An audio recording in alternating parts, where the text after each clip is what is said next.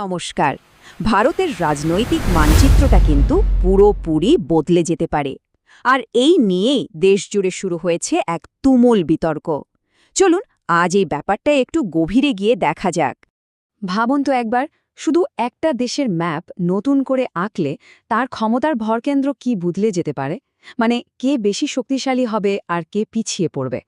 আজকের এই আলোচনাটা ঠিক এই প্রশ্নটারই উত্তর খোঁজার চেষ্টা করবে।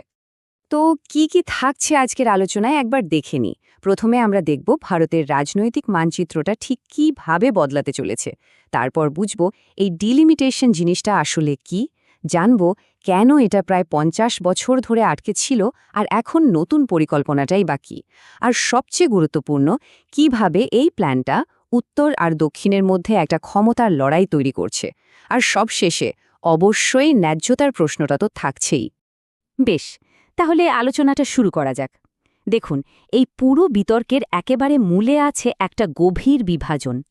ব্যাপারটা হলো ভারতের নির্বাচনী এলাকাগুলো নতুন করে আঁকার একটা প্রস্তাব এসেছে। আর ভিত্তিটা কি?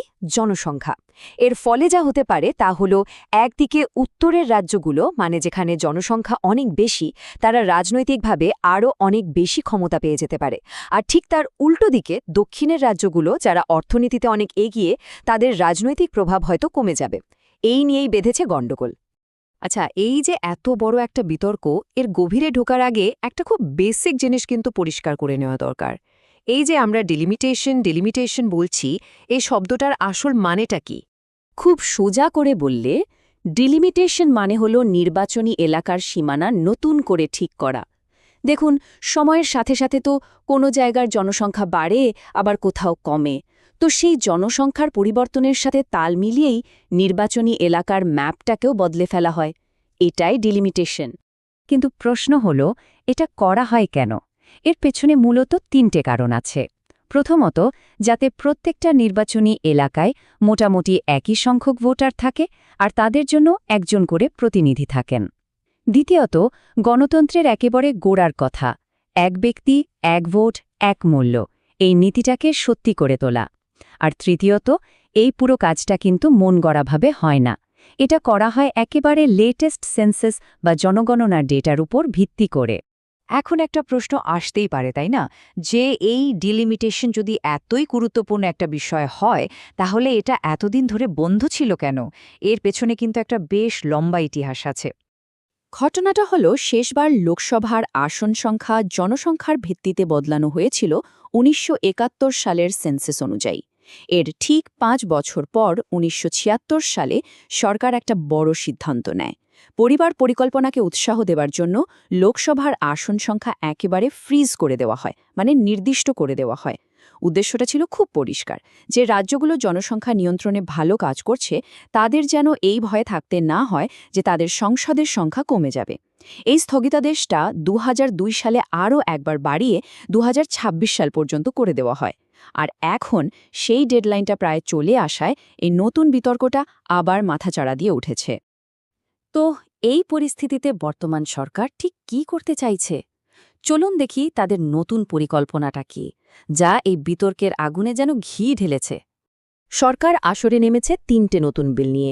প্রথমটা হলো সংবিধান সংশোধনী বিল, যেটা একটা নতুন ডিলিমিটেশন করার রাস্তা তৈরি করে দিচ্ছে। দ্বিতীয়টা ডিলিমিটেশন বিল।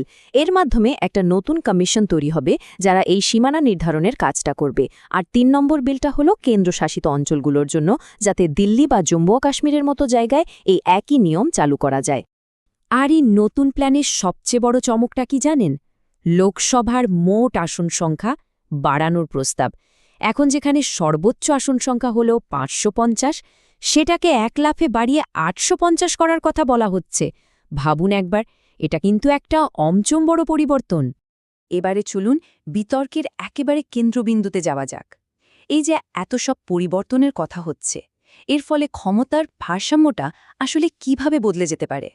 শুধু কয়েকটা উদাহরণ দিলেই ব্যাপারটা পরিষ্কার হয়ে যাবে। যেমন ধরুন, উত্তরপ্রদেশের আসন সংখ্যা ৮০ থেকে বেড়ে ১২৮ হয়ে যেতে পারে। বিহারের আসন ৪০ থেকে বেড়ে হতে পারে ৭০। এবার তাকান দক্ষিণের দিকে। কেরালার আসন কমে ১৯ হয়ে যাওয়ার সম্ভাবনা। তামিলনাড়ু বা কর্ণাটকের আসন হয়তো সামান্য বাড়বে, কিন্তু আনুপাতিকভাবে সংসদে তাদের গলার জোর কিন্তু কমে যাবে। আর এই সংখ্যাগুলোই হলো ঝামেলার আসল কারণ। দেখুন, দুই পক্ষের যুক্তি কিন্তু বেশ জোরালো। উত্তরের রাজ্যগুলো বলছে গণতন্ত্রের মানেই তো জনসংখ্যার ভিত্তিতে প্রতিনিধিত্ব।